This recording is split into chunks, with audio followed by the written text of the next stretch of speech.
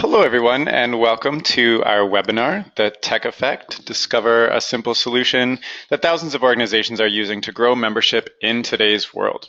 My name is Terry Eibel, and I'm from Wild Apricot, and I'll be one of your presenters of today's webinar, along with Donald Cowper, who I will introduce later. If you're at an organization that is trying to grow its membership, then you've definitely come to the right place. Over the next hour, we're going to explore something called the tech effect, which is one of the main reasons why so many small to medium-sized associations, clubs, and nonprofits are struggling to grow their memberships these days. It's also why so many people who work at these organizations are run ragged and buried under administrative tasks. So tell me if some of this sounds familiar. Half of your time is spent chasing down members for renewals, and the other half is spent filing stacks of paperwork. You've got a database set up in Excel, but it is a nightmare. It's out of date and it's all over the place. Plus you have to coordinate it with a dozen other systems like Outlook and WordPress and whatnot. And it's a pain to keep track of which members attended which events, not to mention the hassle of taking all those checks to the bank. And the big problem is you're largely doing this all on your own. And I'm just looking in the chat now and I see a lot of yeses. Dan says that he's always coming home late, so I feel you, Dan. The problem is you're basically working your butt off and you're still not growing your membership. So what is the point? Then this is a story that we've heard time and time again at Wild Apricot. So we put this webinar together to help people just like you. And we're going to show you how exactly to grow your membership without killing yourself in the process. We're going to show you how to free yourself up from tons of administrative work. We're going to show you how to get out of an Excel nightmare, and we're going to show you how to save hours of time each week running your organization. So the solution we're going to cover is something that we call the Lifesaver Hack. And thousands of people just like you, executive directors, website admins, membership managers, use this Lifesaver Hack every single day to dramatically increase membership growth. And we've seen anywhere from 25% annual growth to, in some cases, over 300% growth in just a year after applying this hack. And so at the end of this webinar, we'll show you one simple step that you can take right away to implement this solution for your organization, so you can save yourself hours of administrative work each week and grow your organization. Also, for anybody who stays to the end, we'd like to give you a free tool that will help you save time for coordinating events. And at this point, I thought it'd be nice to include a few quotes to show you how impactful this solution can be. So here is the president of the Rhode Island Academy of Physician Assistants, Jim Carney, who saw his membership grow 25% in just the first month. And he said it really changed his life, which we think is incredible. And tons of people have told us how much time this solution has saved them, and hours every single week. And here are a couple quotes from we got Nikki Passmore, an executive director, and Janet Barclay, a founder and director. So to quickly run through what you'll learn today, first we'll teach you about the tech effect, what it is, and why it's causing you pain. Then you'll learn about the Lifesaver Hack for addressing the tech effect, which will save you time and money and make it easier for you to grow your membership. Then you'll learn one simple step you can take to implement this solution today. And lastly, for those of you who stay with us to the end, we'd like to give you a free tool to save time coordinating your events. So stay tuned for that.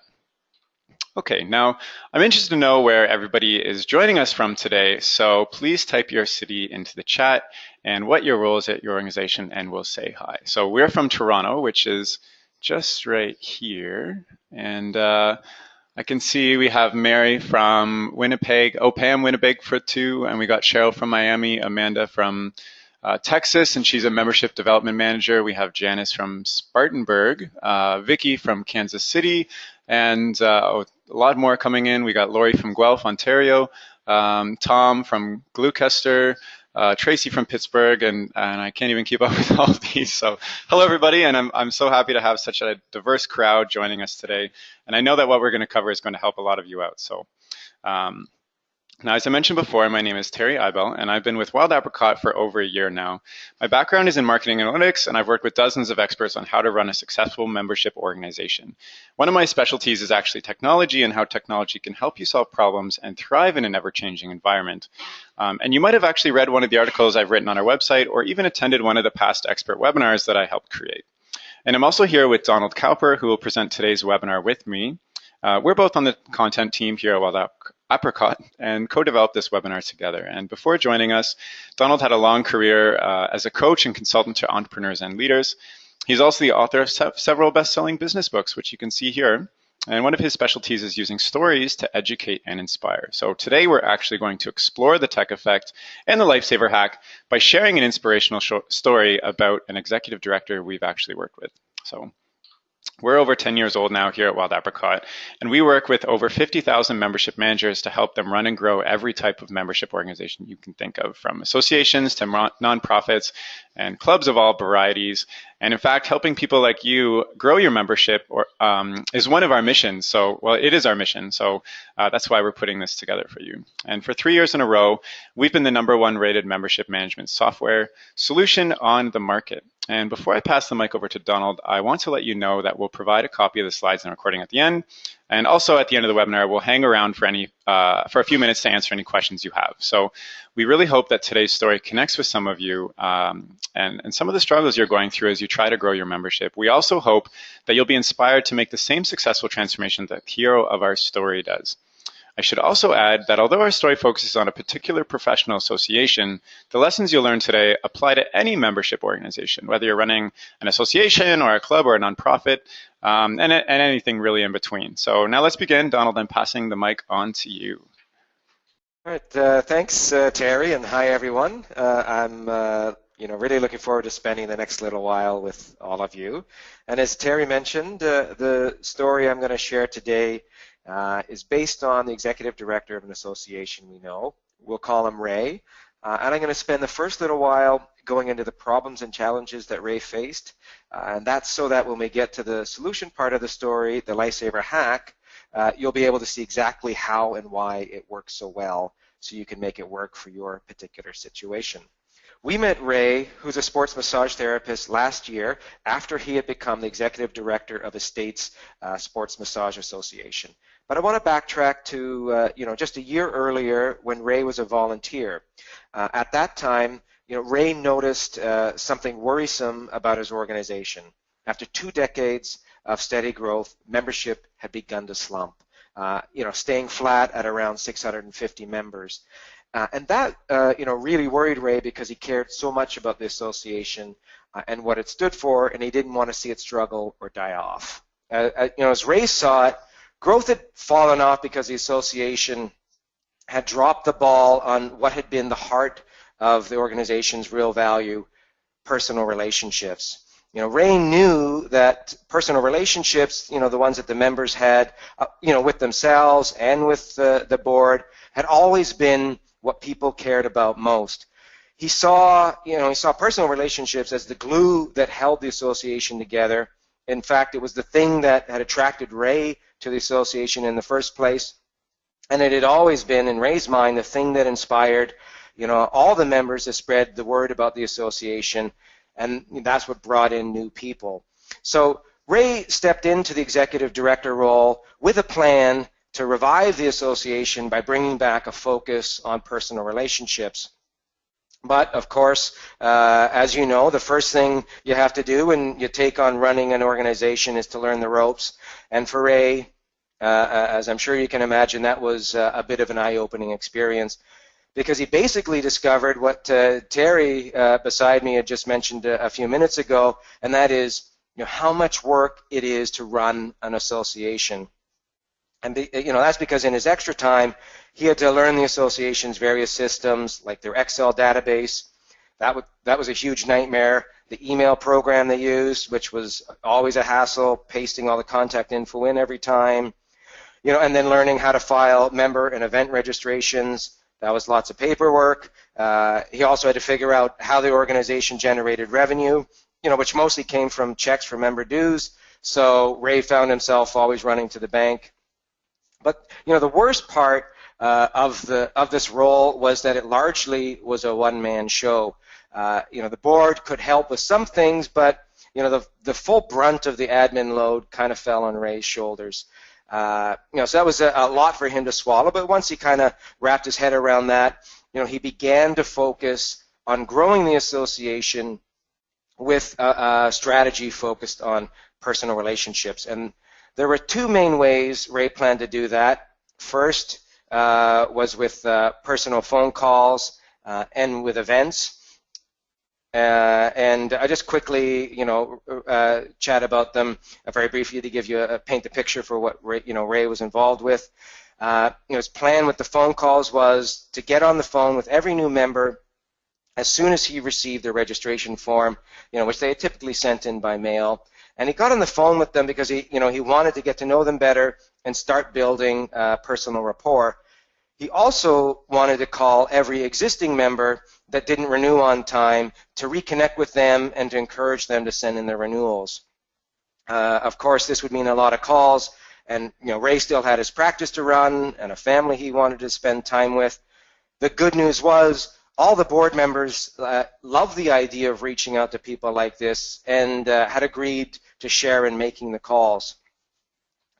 So let's just quickly talk about the events side of things for Ray. For him, he was going to run monthly meet and greets. These were small events the association would host at a local restaurant where new members could meet all the board members in person.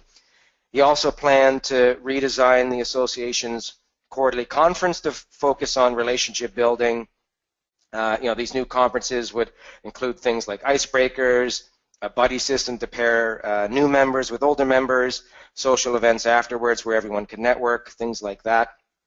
And as well, to expose the association to potential members, current members would be encouraged to bring a guest. And so by focusing on the phone calls and the events, Ray believed the association could build the kind of relationships that would drive membership growth by 15% within a year. Given their recent struggles, this was a pretty ambitious goal, but Ray and the board, all believed that with them working together and everyone pitching in, that they could actually do this and that they could do this without killing themselves in the process. As soon as they got started, though, Ray and the board found themselves working every weekend, and through the evening during the week. For Ray, that meant missing his daughter's volleyball games. That wasn't something he liked to do, of course, but he believed that the long hours were a necessary sacrifice to turn around the association. He also knew that if the strategy worked, he'd have no trouble recruiting passionate volunteers to help in the future, and that would take off some of the load from him and the board. In the first few weeks, actually, things were looking pretty good. The new members that Ray spoke to said they really loved the calls and that they'd come out to a meet and greet. And when Ray spoke to current members, basically all of them said they would send in the renewal checks. Thing is, as the weeks rolled on, Ray began to sense some problems. Many of the current members actually weren't sending in their checks, and only a handful of new members made it out to a meet and greet. Those that did loved them, but the attendance was way, way less than Ray had hoped for. Same with the quarterly conferences. The attendance was low. The people that did come, loved them, but, again, not enough people out there was really a concern for Ray. He had hoped that things would eventually pick up. Unfortunately, the pattern continued, and at the end of 6 months, membership had only grown by 2%, and that was way short of Ray's 15% target. As you can imagine, this was devastating for Ray. He was exhausted. He and the board had worked, really, really hard and hadn't seen any gain from their effort. When we spoke to Ray and he told us about this time in his life, it was for him a real low point. Unfortunately for him as well, the administrative tasks of running the association didn't go away. He still had to do them all, and now, doing them all and not seeing the result, was pretty devastating for him. And I just want to say at this point that we at Wild Apricot hear stories like this all the time. Many of you here today might be able to identify with what Ray was going through. You put everything into a new strategy, whether that's the kind of thing that Ray did or something else, only to find that it doesn't really move the needle or make things much better. And if you've ever found yourself in that position, I'm happy that you've joined us today because we're going to show you how Ray was able to turn things around.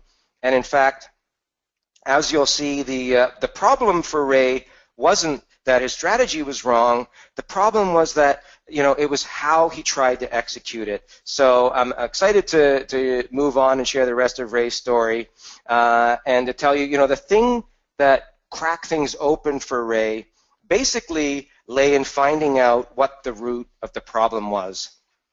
And this was something that Ray knew as a massage therapist. If you want to solve something, you really have to get the right diagnosis. So Ray began to search for answers. He spoke with members. He looked at some of the analytics on his website traffic and the emails he sent out. And he also talked to other organizations. And one of them steered Ray toward us. And so Ray ended up chatting with one of our coaches. And it was in a conversation with the coach that, Ray shared what he had done, and the coach, based on hearing Ray's story, was able to tell him about something that we call the tech effect. And the tech effect really it's actually one of the main and often overlooked reasons for why membership organizations are struggling these days. So I want to just spend the next couple of minutes digging into what this tech effect is. In short, the tech effect is about how human behavior has changed in some critical ways in the past few years because of how quickly new technologies are entering the world and how quickly we are adopting them. And these changes are actually significant enough that they've made it harder to run and grow a successful membership organization. In fact, many of the organizations we know have told us that things that used to work with them, to grow, even just a few years ago, are really, really less effective now. So today we're going to look at 4 of these critical changes in the tech effect and how they hurt Ray's strategy. And then we're going to turn our attention to the Lifesaver hack that Ray used to address the tech effect and how that revived growth for his association. So we've got here the 4 tech effects that we're going to explore. First is brain changes, something we call everything everywhere, personalization, and the 4th is payments. And I'll just briefly go through them. The first change is that the technologies that have taken over our lives in recent years, the internet, of course, social media, and mobile devices in particular, these technologies are so powerful that they've actually and literally rewired our brains. In effect, that changes who we are and how we behave. I'd like to just switch things up for a minute and look at what's happening from a scientific perspective. As many of you may know, our brains are a lot more plastic and changeable than science used to believe.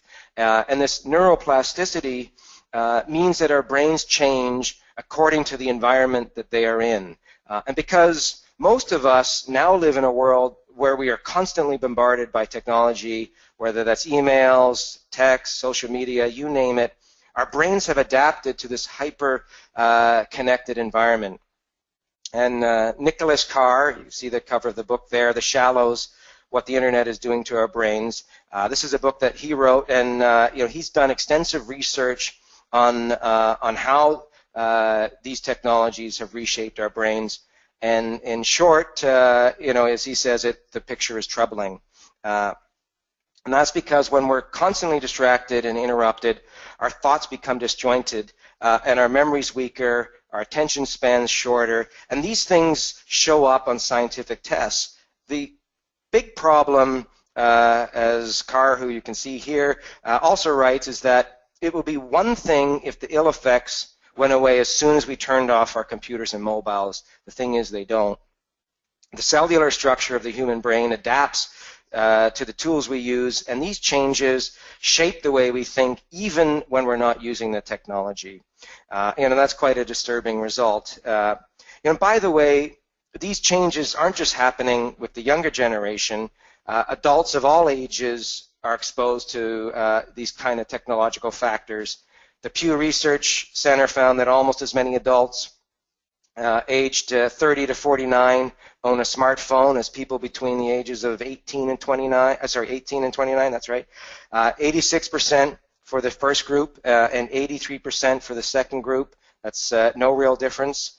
and smartphone ownership for people over the age of 65 last year alone grew 58%. Unfortunately, because of technology, most of us, whatever our age, now live lives that are so much more cluttered than they were just a few years ago. You know, we're more easily distracted, we get pulled all over the place, and it's simply harder than ever for membership organizations to break through all that noise and to get someone's attention, let alone getting them to follow through on doing something like coming out to an event or sending in a renewal check. And that's basically what Ray discovered after doing some digging. He found that many of his members had opened up his emails but had gotten distracted by things like text messages, or they'd gone to the registration page but then got pulled away by a message on Facebook, or they had planned to register or attend an event, but that had slipped their mind because some reminder for something, popped up on their smartphone. And I know, personally speaking, that things, slip my mind all the time because of the constant bombardment of notifications I get. And of course, there's always some YouTube clip going viral that kills a few brain cells. And here you can see the cat playing the keyboard, if anybody remembers that. And the thing is, there's always something to distract us. And while these things are going on, it just makes it harder to focus these days. You may have even found yourself checking your phone or email during this webinar. I'm not going to take it personally because I know we all do these things all the time. Unfortunately, your members and your potential members are doing these things too, and that's why it's harder than ever to connect with them. Let's just move on quickly to the second critical change in the tech effect, and that is that thanks to the rise of high-speed internet, Wi-Fi, and smartphones, we now expect instant access to up-to-date information from wherever we are and from any device. And one of the tipping points for the second tech effect came in 2014, and that's because that's the year when adults in the U.S. first began to spend more time accessing digital media through their mobile devices than through their desktops or laptops. And the gap has actually just widened significantly since then. In 2015, Google found that more people were searching the internet from their mobile devices than from their computers. The problem is this shift in our behavior has happened so fast that it has caught associations like Ray's off guard. Last year, 30% of the association's website traffic came from mobile devices. 2 years earlier, just only 2 years earlier, that mobile traffic was nearly zero. Unfortunately for Ray, the association's website didn't look good on a mobile device. Anyone visiting his site through their smartphone would have found the text too small to read and the site, really impossible to navigate. So it's no surprise that nobody who had come to his website from their phone downloaded an event or membership application. And that's 3 out of every 10 people who might have done something if they'd had a better experience. And if you have a smartphone or a tablet with you right now, I encourage you to go to your organization's website and see how it looks. How many of you think that your website is easy to read and use on a mobile device? Obviously, if you're happy with the mobile experience of your site, that's great, because every day more and more people are coming to your site through their smartphones. Having a mobile-friendly site also puts you ahead of the competition, and that's because ever since April of 2015, Google has been ranking mobile-friendly sites higher than non-mobile friendly sites in search results. So if your website isn't mobile-friendly, less people are going to find your organization, and that's just going to make it harder to grow your membership. But the question is, even if people can find your site and read it on a mobile device, you still have to ask yourself whether they can find what they're looking for. And unfortunately, that's not what Ray discovered when he spoke to his members. Many of them complained that the association's educational resources weren't available online, and that the website was frequently out of date. And the problem for Ray was that neither of these things was easy to fix. To update the website, he had to go through a freelancer, and that cost time and money. And as far as the educational material was concerned, That was a major part of the membership value, and Ray just didn't want to give the educational content away for free online. So, unfortunately, nowadays people are used to finding what they want online, and when they can't, they get frustrated and move on. And so let's move on ourselves to the third change in the tech effect, and that is that we expect more personalized experiences from the organizations we deal with. Organizations like Netflix, YouTube, Facebook, they've all taught us to expect a level of personalized treatment that wasn't possible a few years ago. If you take Netflix, for example, if any of you subscribe to Netflix, you know that as soon as you start using the service, it begins to recommend TV shows and movies based on what it has learned that you in particular like. Netflix is really treating you like an individual, not a faceless number. Or think about how Facebook uses your personal information to say happy birthday, to recommend friends, to change your news feed.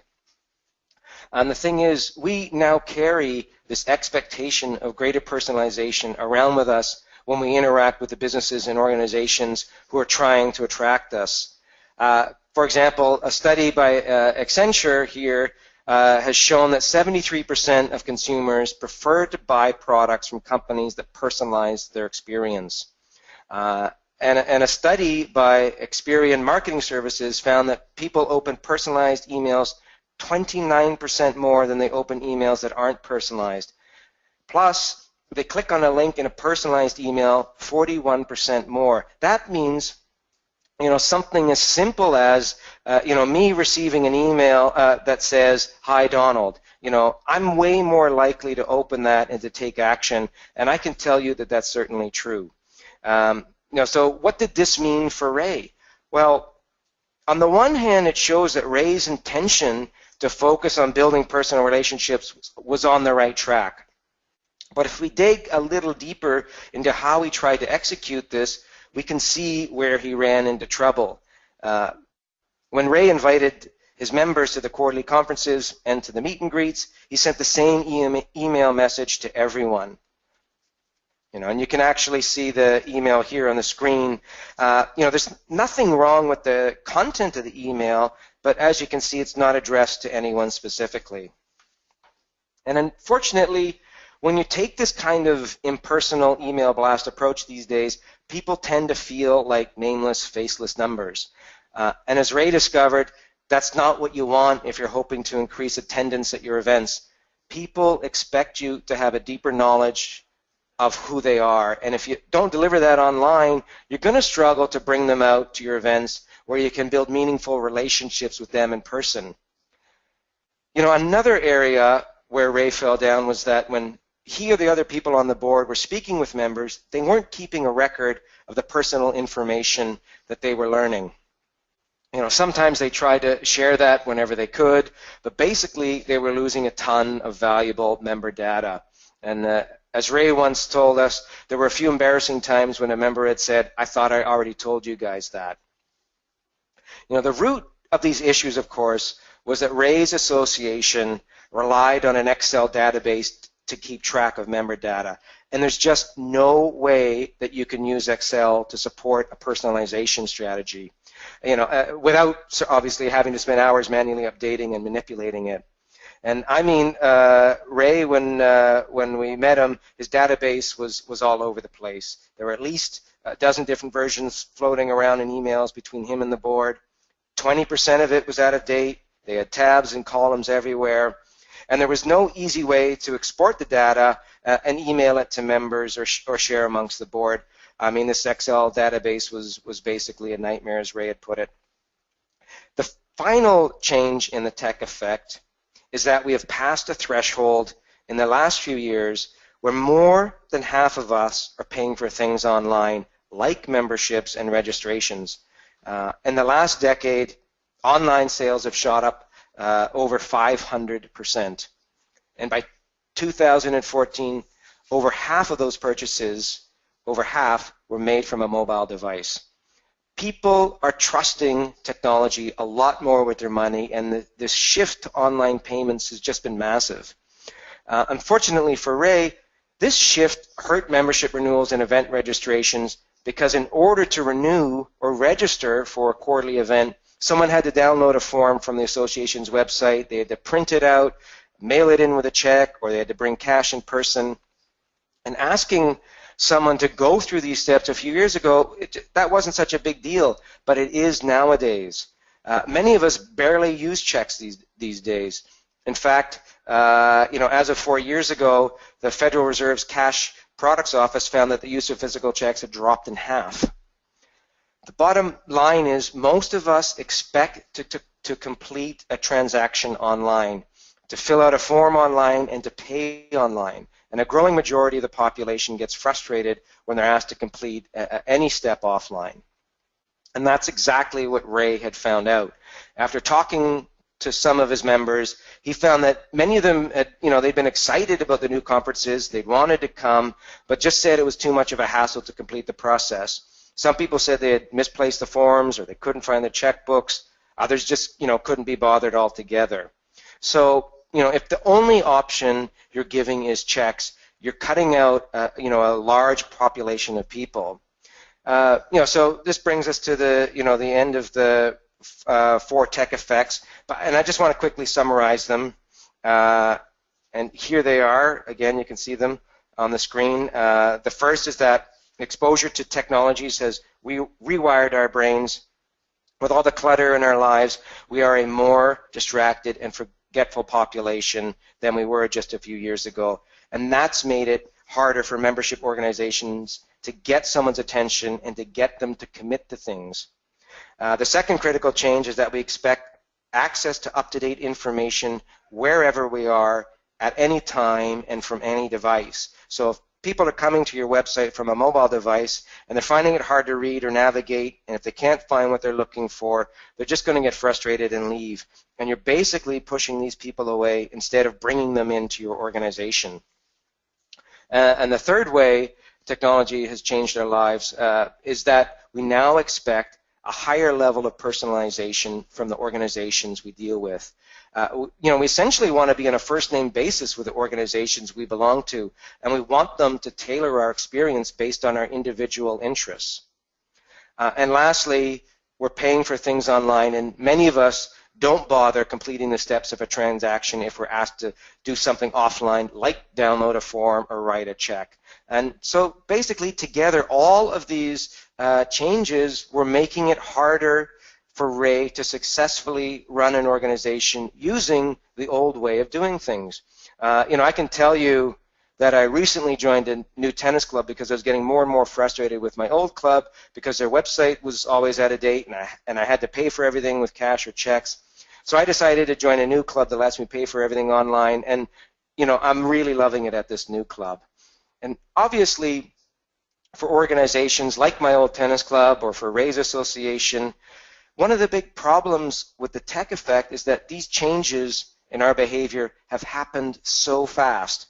The ways that used to work to attract and retain members even a few years ago just no longer work. I had no problem with my old tennis club a few years ago because every tennis club was like that. I just don't have the same expectations that I did then. I've got new expectations, and that's because of technology. And the thing is, your members and potential members have moved on, and organizations that don't move with them are like Ray's, are finding themselves struggling. That's why it doesn't really matter what your strategy is. You could be trying a growth strategy like Ray's or something else, but if you're doing things the old way, you're just making it really, really hard to grow. So I think at this point we've gotten deep enough into the root of the problems for Ray. So let's now turn our attention to how he managed to address the tech effect and how that was able, it made it able for him to turn things around. And it was in talking with one of Wild Apricot's coaches that Ray realized that in order to grow a membership organization in today's world, he would have to change how his association operated in 5 key ways. And the first one was to provide payments and registration online, so nobody had to download and print up a form or mail in a check. The second was to automatically charge his members' credit cards for their renewals. so he didn't have to chase people for money. And as well, by doing this, his members would have one less thing to try and remember and to get around to. And third was to use data to personalize at scale. So he could do things like create separate email lists and send personal emails to all his members. To do this, he knew he would need a database that could automatically draw from member information online, things like member names, interests, what events they attended, and so on. He also knew that the database would have to be something he could easily share with his board. The fourth was to constantly send reminders. If people are easily distracted and they're forgetful and they're juggling more things than they ever were, then Ray knew that they needed to be reminded of things all the time. So his plan was to send multiple reminders for all his events. He would also send multiple reminders to people to renew their membership if they were still paying by cash or check, or if their credit card expired. And lastly, the fifth way was to deliver an up-to-date mobile website so that he could reach members and potential members anytime and everywhere. And it was at this time that our coach introduced Ray to something that could do all of these 5 things, and that's essentially a lifesaver hack to the tech effect that can turn any membership organization around. That hack is a type of online software known as membership management software. And if you're already familiar with this type of software, or if you're using it already, that's great, because we'll show you exactly how to use it to address the tech effect. If you're not that familiar with membership management software, which we call MMS for short, we'll get into a little bit more detail on what it is. But just briefly, it's a type of software that has emerged and evolved over roughly the last 10 years, specifically to help membership organizations operate better. And there's membership management software for literally any type of organization out there. You can find membership management software designed for large organizations like the United Ways of the world, and there are solutions for smaller organizations as well. You can even find MMS designed for specific types of organizations, like ones for chambers of commerce or sports clubs. You can even find MMS for very narrow niches, like karate clubs. So the truth is, no matter what type of organization you have, there is a solution out there for you. And at this point, I'm going to turn things over to Terry now, our growth specialist, so he can show you exactly how membership management software works, and specifically how Ray was able to use it to solve his problems and reignite growth. Thanks, Donald. And so Donald just mentioned that there's MMS for everyone. And here at Wild Apricot, MMS is our specialty. Our platform was actually built for small to medium-sized organizations, anywhere from 50 to 15,000 members. And if you're not familiar with MMS, basically it consists of 5 major components: database, events, emails and newsletters, website, and an online payment system.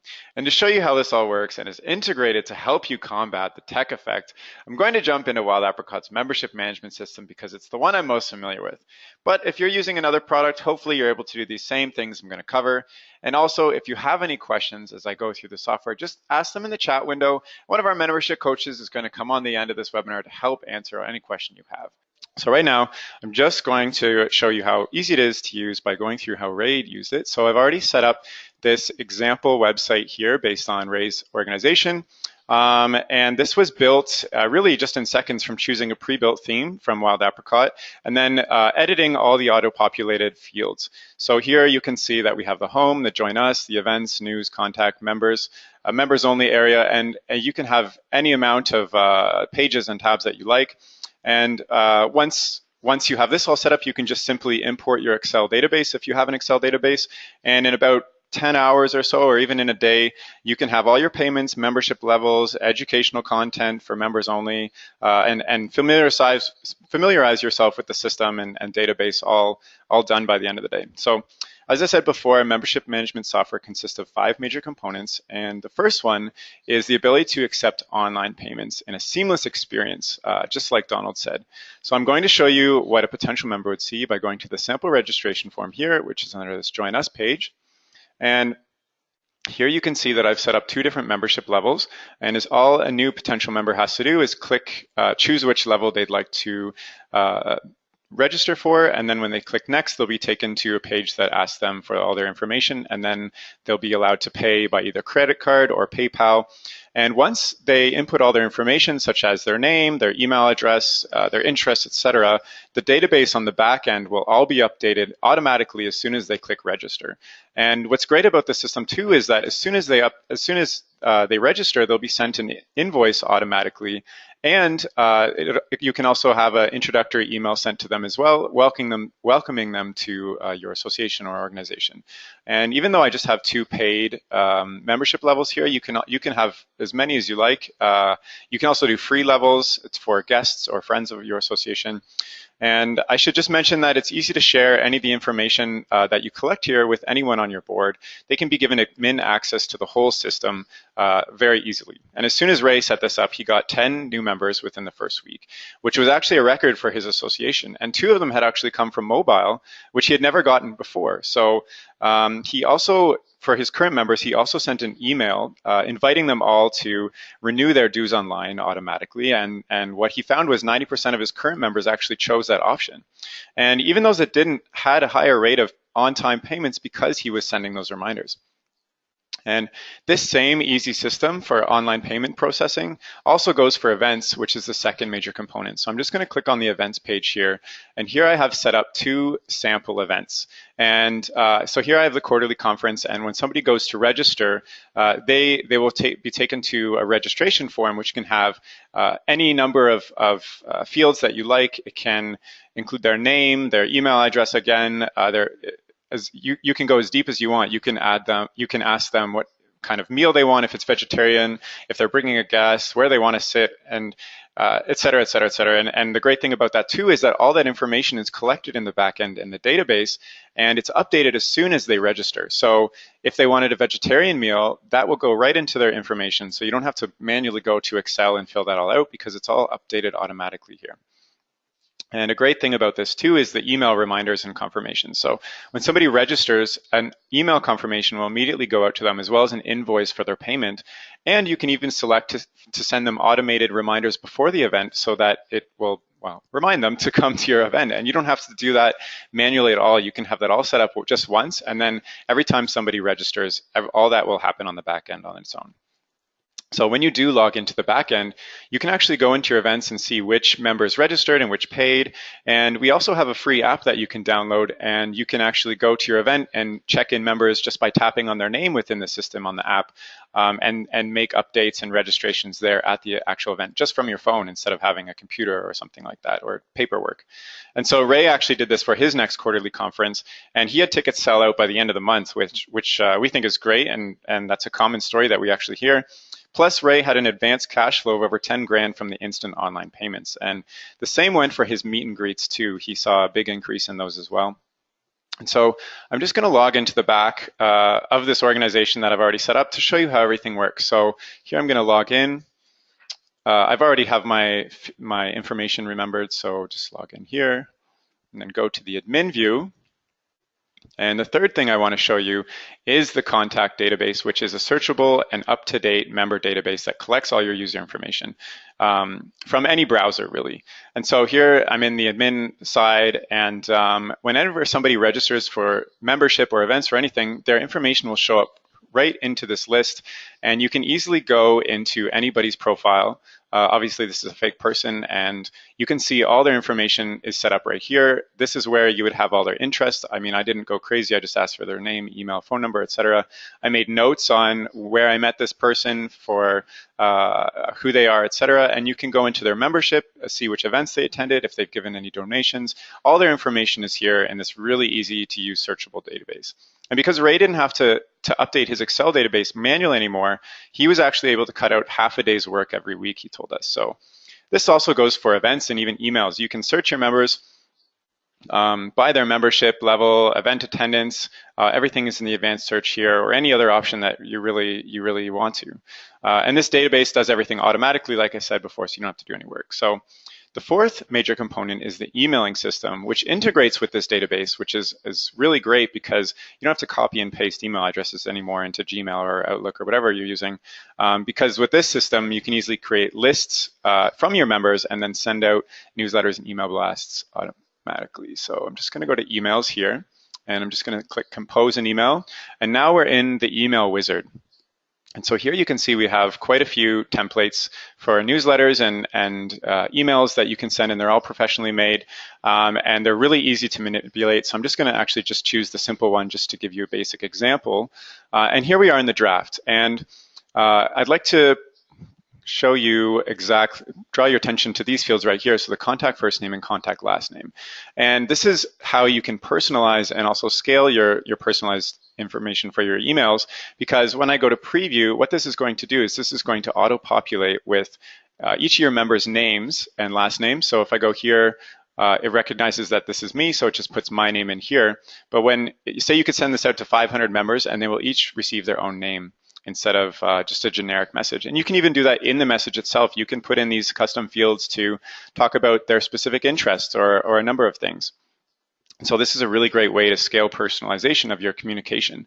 And I'm just going to go into recipients and show you how you can add contact lists here. So say I want to only email people who attended last month's conference. I can easily just go into the contact list, create a filter for everybody who attended that conference, and then it just populates into this. And then when I send it, it's only sent to those people. So I don't have to copy and paste any more emails or search through the database and pick out people who did specific things, because everything in the system talks to each other.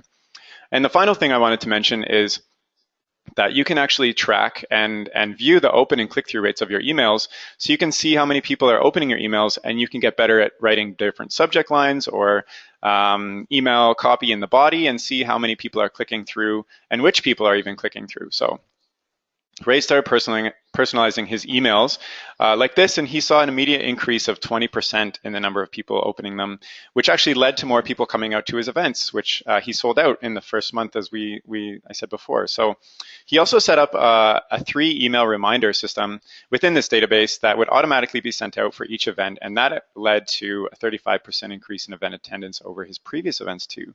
And many of those attendees were actually new to the organization, so that helped him grow also.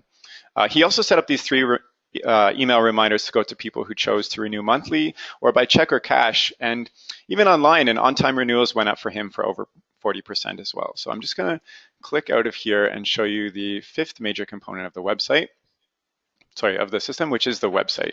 So here I'm just going to show you how I picked the website theme. Oops, clicked on the wrong one. And here we have all the website designs, and this is the one that I actually chose to create the website that you saw. And you can easily select any different variation in it. You can see how it looks here in the preview. And as soon as I click Apply Theme, it auto-populates the whole website. You have your whole website built, and all you have to do is just start editing the fields. And we have a really easy website builder to do that. We have a drag and drop system. It's very intuitive.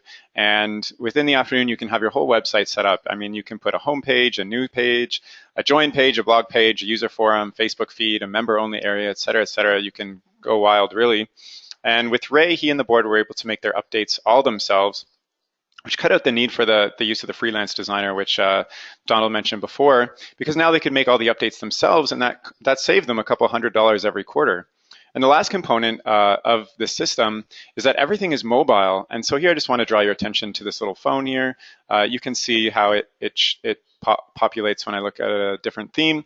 And this is how it displays on your phone or your smartphone or a tablet or anything. So the website, membership forms, event registrations all appear just as good on a smartphone as they do as your browser. And you also have access to all your member data on your phone too. And as I mentioned before, Ray started to get members joining through mobile, which he hadn't ever seen for his organization. So that's really a basic overview. And I know I covered a lot, and I can see that there are just questions pouring in. And as I mentioned, one of our membership management coaches is going to come online at the end of this webinar to help answer your questions and give you a more in-depth demo of Wild Apricot. So stick around for that if you'd like. So Donald, I'm just going to give it back to you. Okay, thanks, Terry. And if we look at the tech effect and the reasons why Ray's strategy didn't work the first time, we can easily see, why he was seeing better results now. In a world where people are more distracted and forgetful, automating renewals makes things just so much easier for them. And when more people are coming out to your site from a mobile device, and when they prefer to do everything online, they're just more likely to become members or register for your events when they can complete every step online. As well, when people respond more positively to emails that are personalized to them and their interests, you're going to see higher engagement when you treat them more like individuals. And when Ray looked at the overall membership growth numbers 6 months after starting with membership management software, he was really astounded by the results. There's 25% growth, which had, quite surpassed everyone's expectations. And for Ray, as it is for thousands of other organizations who are using membership management software, one of the big revelations is that changing how you operate can make such a massive difference. Simply providing online registration and payments and sending automated reminders, these are the things that can make the difference between poor attendance at your events and selling out all the spots. And ultimately, membership management software gives you a way to use technology to your advantage instead of getting hurt by it. I also want to say that growth, of course, was Ray's goal, but it was also critical to Ray that he find a way to run the association and also have a life.